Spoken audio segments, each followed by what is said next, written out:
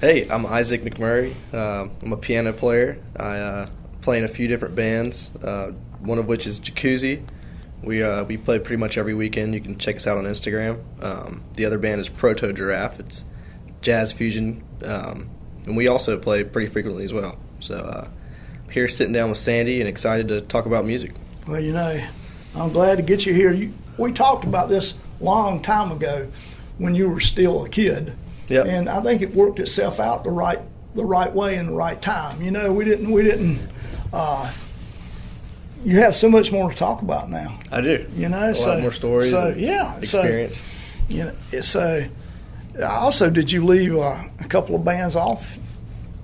Well, I'm also playing with my dad, which is called the Mcmurry Brothers Band right now. My dad was in the band Acoustic Syndicate. My dad's Fitz, the drummer, and my uncle Brian is the banjo player, and my cousin Steve is the lead singer and guitar player, also known as Big Daddy. Yep, that is true. Now, while we're on that, are you doing something with Brian? Maybe another little thing? Yeah, so me and Brian we've gotten together and played a show at the Hickory premiere, and we've actually formed a group called MC Squared. So we might be. Who knows? We might be playing some more shows. I know he's super busy with work right now, and I'm busy with my other bands. But I'm sure one of these days we'll get back together and do another show. You're a busy guy. Yep. Well, that's the thing. Okay, pretty much you're supposed to be a busy guy, and this is what you're doing. That's what I'm trying to do. Yep. Yeah. Well, I mean, I think I saw somebody ask Bob Dylan what he wanted out of being a musician one time, and he said, be able to play music and eat. Exactly. So, I mean, Exactly. So, it's just what I love to do, and if I'm able to make a living and support myself, that's all that matters. Yeah, it is. It is. So let's back this thing up. Well, no, let's don't back it up yet. So, okay, you're following in some pretty big footsteps, and actually local legend too. I mean, you're part of a local music legendary family. Yeah. And is there pressure? I don't look at it like that necessarily. I mean, I'm just honored to be part of the family and very lucky. When I get on stage and I'm playing music, I don't feel pressure from anybody or from, I'm just up there just in the zone doing my thing. I noticed that. I noticed they let you roll. But I do put a lot of pressure on myself. Sure. I'm certainly anxious about it and anxious about the future because it's a very uncertain lifestyle. It's hard to play music and make a living. Most people fail. It is. It is very hard. But you're doing it at the right time too. I mean, it's a lot easier to do when you're young. It's a lot easier to do when you have less commitments than I mean, you don't have like 3 kids. You have to keep up That's true. Stuff. So, I'm trying to keep it that way too. Yeah, and that's a good thing. All right, now we'll take it back a little bit. So I've known you since you were in daycare. That's right. So, and we know that you had an athletic path before you becoming a full-time musician. Yep. But so how did you work in? Okay, I will say this right up front. I played with Isaac not too long ago. He's an incredible keyboard player. He's not just a keyboard player. He plays piano and organ, and he knows how to play. He makes it fit what he's doing. I mean, it's more than just going out there. The guys that can play, choose your instrument, a million notes. But that doesn't mean that it fits. Everybody that is a spectacular player is not exactly a good musician. You're a good musician. Thank you. Thank you. And I saw that firsthand. That means so much. So I feel the same way about you. How did that happen though for you? With the music thing, it was weird because I grew up obviously around music and Sure. grew up going to shows and seeing my dad play, but I was never really. When I was at the shows, I was more concerned about playing with my cousins and running around, and I wasn't focused on the music, but it was subconsciously there for me. And I played a little bit of piano growing up, just kind of dabbled here and there, and went years without playing, and then maybe picked it back up for a couple months, and then went a few more years without playing. I took a class at Shelby High School. They offered a piano class my junior and senior years, so I was in there playing piano 3 days a week for at least an hour, and I think that helped a lot as well. Because the teacher while the other kids were like learning sheet music and stuff, she kind of just allowed me to actually go into a different room and sort of do my own thing because she saw that I was writing music and stuff like that. So, but then after that, I went probably 3 years without playing, and then in 2021 or 2022, I met a close buddy of mine, Luke Ward, who plays guitar, and he had just started playing guitar as well, and we got to chatting about music, and we were both living in Boone, and we were like, well, I mentioned to him that I played a little bit of piano, and we were like, well, let's start a band. So him and I started a band called the Shrimp Pistols. Yeah. And we played a few gigs, and then we kind of rebranded with another name with a slightly different group. And I was still just learning and trying to fit in and understand the piano and how to play, which I still am learning, obviously. That's a ongoing, forever, the rest of your life thing, and if anybody tells you different, then they'll never be past where they are today. For sure, exactly. I'm always learning every day, but back then I was really learning. I didn't know what I was doing at all, and just playing live music, and that was the biggest thing, is playing gigs, playing live. That's what helped me the most. Yeah. And get comfortable, and being around other musicians. Playing with other musicians, that's big. Yep, making connections. And then I heard about Jacuzzi. They were a band in Boone that was popular at the time, and I reached out to them on Instagram. I actually texted their drummer because I had a mutual friend connection, and I really wanted to be a part of the group. And then I actually went and saw them live for the first time in Chapel Hill. And after their show, I went up to them and got to talking to them and just said, if you ever need a piano player or a keyboard player, hit me up because I would love to play with y'all. And sure enough, like a few weeks later, they texted me and they were like, hey, you want to come down and play a gig in Alabama with us? And so my first gig with Jacuzzi was down in Tuscaloosa, Alabama. It's a long drive from Boone, too. You were probably living in Boone then, too, weren't you? Yeah, and I was so excited because I'd never played out of state. Right. I'd never, they were paying me well, and so that was a big deal for me. And then it's just kind of grown from there with those guys, and then I made some other connections in Boone and started Proto Giraffe. Two different bands. I mean, two, not just different, two different styles of band. Yep, for sure. Proto Giraffe is more so like jazz fusion, kind of Steely Dan-esque, whereas Jacuzzi is more just like a jam band. Right. A lot of improvisation. Yeah. It's fun though. I love them both in different ways, and very fortunate to be around all these great musicians. So how did you decide what your instrument was going to be? I'm not talking, we know it's keyboards, but the keyboard that you're playing now, what made you decide to choose that one? Oh, the Nord? Yeah. Well, honestly, it's a great keyboard. Oh, it's great. I mean, they're great. When I saw you with it, I thought, well, he's made a really good choice. Well, the reason I chose it is just because all of the best piano players that I looked up to all have Nords. Yeah, well, I mean, that's there's a reason for that. And I was like, well, if these guys are all using them, there's a reason for it. And sure enough, it's a great keyboard. I love it. I have the Nord Stage 3. It is good. It has good sounds in it too. I mean, that's another thing too about being a keyboard player. Sometimes you have, say, a good piano, but your organ sounds kind of suck, Yeah. But on that's not the case. It's highly customizable too. You can really dial in the sound you're looking for. And also with my Nord, I also have a synthesizer engine. So as of just recently, I've been trying to get into playing the synth. It's a whole different ball game. It's kind of totally different from the organ and the piano. Yeah, I agree. It's fun though. I love it. Well, I've noticed. I was really impressed with your ability to play organ. That in itself is totally different animal than playing piano. It is, and I learned. I just had to learn. I had to learn how to use the left hand and slide up and down using your palm. Sure.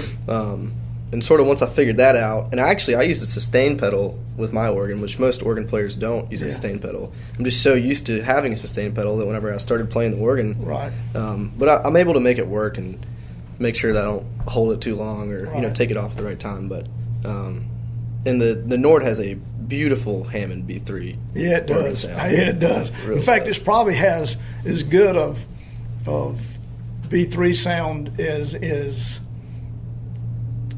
anything that's not a B3. I agree, for sure. You know, and it's plus you don't have to carry a B3. Exactly. Man, I carried Donna Buffalo's B3 off of the bus one time. It's rad. He's tore, you know, and things are like $10,000, and not counting the Leslie cabinet. So, you know, they play those things till they fall apart. You know, and it's beat all to pieces. And we beat it to pieces more carrying it off. You know, but you know, they're great to have around if you can afford them and find them. And that's right. If you ever see a guy around named Ned Lucas playing, Ned hauls a B3.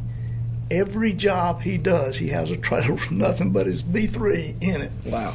And he plays guitar as well on his show, but he you know, he's playing the same type of places we play and taking a B3 in there. You know, if you got a huge stage, that's great. Yeah.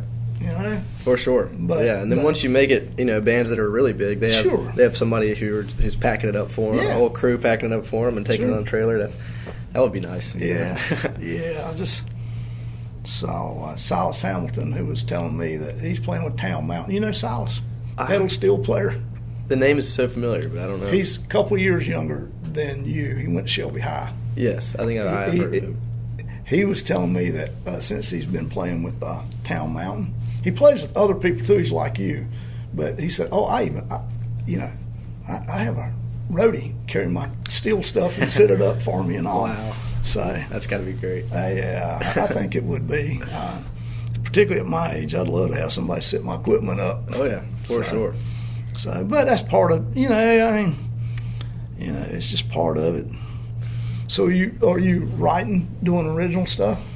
Yeah, I write a lot of music. I mean, I know you do, but I got to ask that like that. Oh, no, yeah, for sure. I understand. Yeah, I'm writing pretty much all the music or most of the music in Proto Giraffe, which is the jazz fusion group. Right.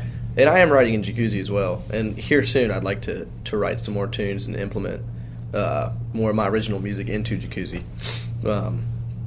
So yeah, I feel like I'm incapable of sitting down without writing a song. Yeah, honestly. I do understand that. I spent my whole life writing songs. It's kind of therapy, really. I mean, as much as beside being fun, I mean, it becomes a part of your life. I mean, you know, you don't really. I wonder why I still write at my age, but I still do. You know, right? And also, you're singing. I am. I'm getting more comfortable with my voice every day. I'm trying to. When I first started singing, I was very hesitant and didn't get close enough to the microphone. But it's just all part of learning, you know. It is. And I had to do it live and fail live to listen back to those recordings and realize, you know, what I need to do. But I think as of like the past few months, I've really started to dial in my voice in a live setting, and I realized kind of, you know, how to serve the song. Well, I noticed the difference from the early stuff I saw of you to playing, you know, with you live. Yeah, I mean, you get better and better. Thank you. Musically, vocally, the whole deal. Thank you so much. It's all about confidence too. It is. You gotta have confidence when you're singing on stage. You know. I mean, meek people generally aren't good musicians. People that have not enough self-confidence usually don't play well, you know? Yeah, I think it's a huge part to be confident on stage. You know, if you're not confident on stage, then you're going to be having an anxiety attack up there and overthinking everything you do. And we've all been there. I've certainly been nervous or anxious on stage before. I mean, I'm not acting like I haven't. Yeah. Oh, yeah. But yeah, I also gotta say, Jacuzzi, we have recently got this new bass player named Ramon Garcia, who's an absolute killer. He is one of the best musicians that I've ever played with in my life, and I can't wait for. We actually have a new album coming out, and I can't wait for you guys to. I can't wait to hear it. To hear it and hear some of the bass work he does on this album. It seemed like Mcmurry's turned up on pretty incredible bass players. I mean, Jay was great. Jay's phenomenal. Yep. Your other bass player is great. Oh yeah, Alexander Golden. Yes, sir, he is. Shout out to Alexander Golden. He's a phenomenal musician as well. I will also say that part of the show that I did, he actually sang and I was impressed with the song he chose and how well everybody played it. He's a great singer, man. Yeah, he was a good singer. A lot of people hire him in Boone just to sing. Actually, he's a theatrical, great front man. When you're doing Talking Heads, it's not just every day that somebody's out there, particularly in the lineup that you were in that night. I mean, and a kind of acoustically based band doing Talking Heads is pretty different. It is, for sure. Brian and Steve and my dad grew up on that stuff. They did. They love those guys. They did. Yeah, they're the only rock and roll bluegrass band I've ever known.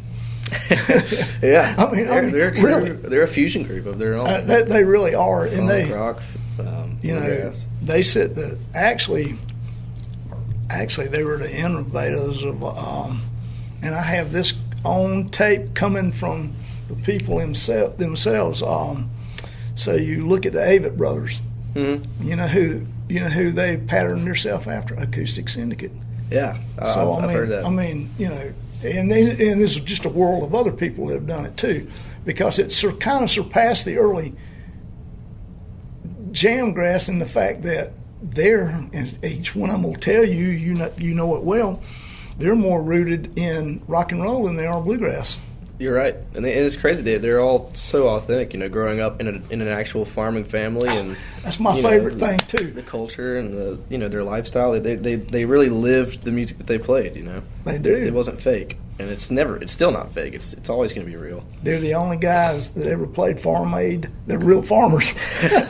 Maybe so. I think so. But, come on, Neil Young hadn't farmed anything. Really? I don't know much about Neil. I think they were the only real farmers to ever play at Farm Aid. For sure, yeah. They're definitely real. They are real. They are real. I didn't really grow up quite the same. I didn't really farm too much growing up. I was I was playing travel soccer pretty much my entire childhood. Yeah, you I was were. sort of consumed. I was practicing almost every single day, and then traveling to play games on the weekend. But I do respect. I got a lot of respect for the culture and for what my family represents. Yeah. And one day I would like to, eventually I would like to farm and to get into that. And I think they just grew up with it, and then music became part of their life. Where you got it in reverse. You grew up with the music, and then you got maybe the other to come back to later. Yeah. So it'd be interesting. I have no idea what the next 10 to 15 years holds for me. I really don't know. Well, at this rate, looks like music, a lot of music. Yep, seems that maybe in 10 years I'll come back. We'll do the podcast again. Oh, I hope we can. I hope I'm still here in 10 years. So I'm sure you will be. I hope we get to play some along the lines too. For sure. Well, that's another thing. Of course, you're a busy guy. But this is for people that listen, because it sometimes happens. So, somebody need a keyboard player? Can they call you up and say, "Hey, man, can you sit in with us tonight?" Is that something that is available if you're available? Yeah, if I'm not already playing a show, obviously I have to prioritize the groups I'm in. Oh, of course. But if I'm free, I'm always down to jam. Yeah, to play with anybody. I don't ever feel like I'm above anybody else. I think that's the beautiful thing about music is trading ideas and sure. And it's not a competition. It's an art form. It's not. I have never understood why it had to be a competition or why somebody had to be the best. Yeah, because there's no such thing as the best. There's no such thing as the best. It's all just subjective, and it is. Everybody's got something different that tickles their ear. Sure, So what else we need to know? I don't know, man. We can talk about the time I spent in Nashville. Yeah. Yeah, let's do, because that's kind of recent and in the news these days. Yeah. There's a lot of crazy stuff going on in the world, but that certainly was one of them at the time. And it still is. There's still a lot of implications that are still going on now. But, so I moved in with my band, Jacuzzi, to a house in Woodfin, just about 5 to 7 minutes from downtown Asheville. And so our house actually had a tree fall through it during the hurricane. It actually fell through my room and our guitar player Will Fentress's room.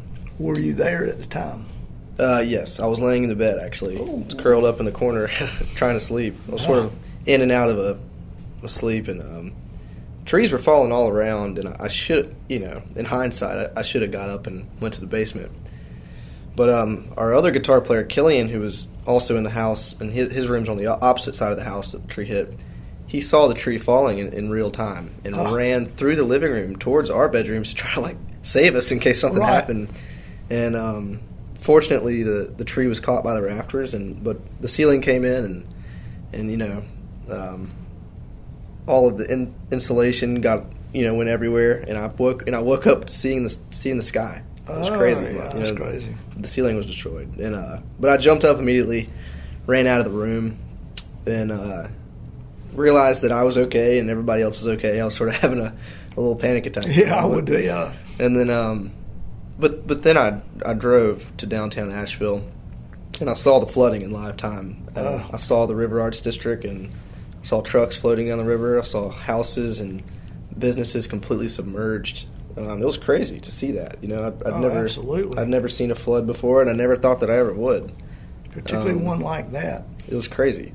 I mean, you lived through something that probably will not happen again in your life. Our life is a hurricane impacting western North Carolina. It was, yeah. I really hope not. I hope that never happens again. It was a traumatic incident for sure. And there's a lot of people that didn't make it out. Yeah, lost family members. Sure. I still feel for those people. And there's still people trying to recover. I mean, sleeping in tents and all. You're right. It's sad, man. I know this banjo player, Jeremy Rilko. His brother plays in Sierra Farrell's band, but he has a band called the Well Drinkers. Mm-hmm. He lost his house. He lost his job. He lost all his musical equipment. He lived in 17 different places. He's living in Charlotte now and has a job, but, he lost everything he had. Sad. So sad. I feel for those people. Yeah, it's really tough. I know a guy here in town who is an artist, a painter, and he had stuff in the tobacco warehouse, and it all washed away. Somebody found one of them and got it back to him. But I think I actually heard about that story. Rush rave. Terrible. Yeah, it's terrible. I mean, all that stuff. I had a brother-in-law who he built tables and sold them there. All of his washed away. So, it's I've heard countless sad stories of situations that were far worse than mine. I'm just very fortunate that we're all okay. Well, that you're all okay. That's the good part about it. I mean, you can kind of possessions you can repossess again at some point, but your life, man, that's it. That's right. I mean, you don't get a redo, or at least to best of my knowledge, you don't get a redo. You don't. But the good news is the house is under construction, and I should be moved back in there about mid-February. Oh, you're going to move back up there then? Yep, we're all going to move back in, and our drummer may even move in with us, so we'll all be in the house now. That's good. He was the only one who was not in the house, and he was living in Nashville though. Oh yeah.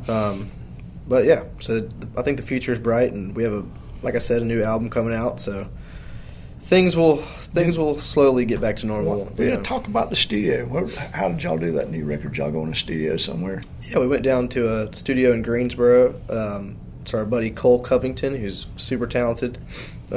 He recorded the entire album and is gonna help mix and master it for us, and I'm really excited about it. Can't wait to hear it. It's some good tunes on there, and you guys will be in that house. It'll be like you ever been to the Allman Brothers' big house where they used to all live together in Macon, Georgia? No. If you're out touring around and you're ever near Macon, go to it, because somebody that was with them saved everything, like light bills, and it's all in that house. Really? Yeah. Wow. Or you'd be like the band living in the big pink. Band houses are cool. That is cool. Yeah, that's awesome. We play in Athens sometimes, so. Yeah, Athens is cool too. Yeah, I love Athens. Athens is a great place to play. And of course, you'll go down as being one of the. There is a ton of working musicians who all did their time in Boone. That's right. You're very right. Big stars, not so big stars. It's interesting. Boone has always had a a great music scene. Oh, it has. Very diverse music scene, too. It has. It really has. I mean, I guess it's just, it's a college town. And it is a college town. The location, and it's just really a beautiful area. I love Boone. I'm excited. I'm playing at the Boone Saloon this Thursday. Yeah, the Boone Saloon's a good place. I've played there. It's good. It's it's a lot of fun. Yeah, it is. Y'all still have a Boone following? We do. It's especially Jacuzzi. We always have a good crowd at the Boone Saloon. That's actually where Jacuzzi got their roots. So I thought it was. That's where I was going with that. Yeah, so we pretty much always have a good crowd in Boone. That's good. When we're slowly building throughout the Southeast, trying to tap into Georgia and Alabama, and eventually, the plan is to go on tour and go out west and go everywhere. Well, I see. Yeah, I know you've been to the eastern part of the state playing. Yeah, I know you've been in Raleigh down that way. Yep, we played some gigs at the Poorhouse. Yeah. We're hoping to get in the Lincoln Theater here pretty soon. Yeah, that'd be good. That'd be really good. I love playing in Raleigh. Actually, our lead guitar player, Will Fentress, is from Raleigh, so he always has a good community of people who are coming out there. You have an agent these days? Do y'all have an agent? We do not have a booking agent right now. We're pretty much self-booking.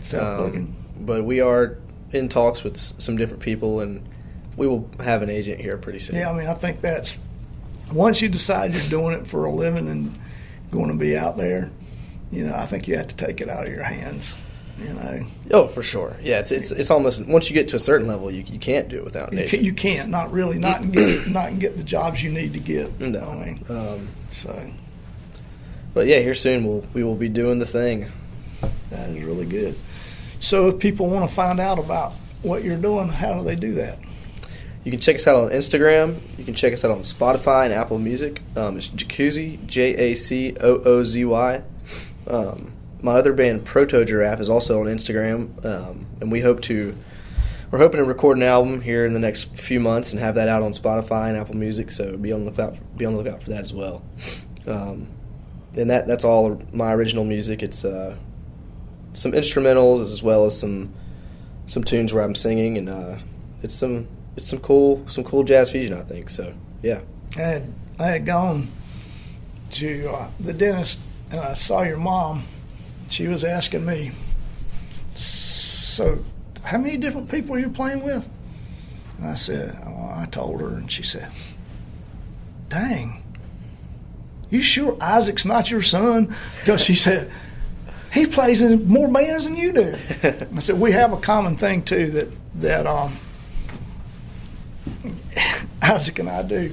We have been known to play in church. If I guess that makes us mercenaries. I don't know. I don't know, man. I have played some in church. I played for. I worked at Grandfather Country Club in Banner Elk for about 4 years as a valet. I ended up making connections with some of the members there, and talking about music. And they ended up asking me to join the church band. They did a chapel service every Sunday, so I did that for maybe 2 years. I couldn't make every service, obviously, because I'm playing music. But the ones I could make, I got to do it. I played piano, played some guitar. I actually was playing, I forget what you call it, the drum that you sit on. Oh, yeah, the cajon. Yeah, I was playing that one for a little bit. It was fun. Yeah. I played bass one time, actually. But yeah, I actually really enjoyed playing those services. The boy is multi-talented. It's just not keyboard. That is just his. I'm not good at any of it. Yeah, well, you don't really have to be. It all kind of crosses over. Yeah, once you understand music and sort of theory. The theory works its way on all of them. It's that's right. Which ones your hands work better on. Yep. So that's right. Or unless you play harmonica, then your notes are very limited. That's one instrument I cannot play. It's the harmonica. I don't see how you do it. I've tried. I've been playing it since I was there's pictures of me playing it since I was 10 years old. So really? Yeah. Wow. I've played You're good, man. I didn't know. I've never heard anybody. You're the best harmonica player I know. I've never heard anybody play it. I've worked at it a long time, That's awesome. So yeah, it's cool. It is a cool instrument. Although it only has 10 holes, which really is 20 notes. So you have a different harmonica for each key, right? Yeah, but if I'm pushed, I can play it just limits the number. We'll just take a C harmonica. I can play that in several different keys. Yeah. But if I just use it, it limits the number of notes I can use. I understand. Right. Like if it's C, there's no sharps or anything unless I bend them up that way. But say we move that to E, then that harp does not have enough of the notes that work in E, or any other key other than C. Right. Right. Yeah. So it does make it easier. How do you bend the note up? You just have to do the old. You just have to draw really hard on it. So you bend a reed. What you do is there's a reed, mm-hmm. and you make air to bend it, and then that makes the sound go. Well, depending on which note it is, you can get a whole step or a half a step. Wow. Some notes you can only get a half, and some you can't even. It's really hard. The higher the note, the harder it is to bend the reeds. So the way you bend it is you just blow harder into the harmonica? Or suck harder, yeah. Wow. And, that's interesting. Or it's really not as hard as it is. It's just a real drawing type process to bend it down. Right. So it is pretty. You can get a lot of sounds if you can make it as simple as you want, but if you work at it, you can get some pretty good stuff out of it. I can do horn parts and stuff, Yeah. So it's awesome. It's a fun instrument. Well, I can't wait till we play music again. I can't either, man. I'm looking forward to it. Are we missing anything else? I don't know. I don't know if I have much more to say. Well, you're falling into the perfect range. I've learned during COVID.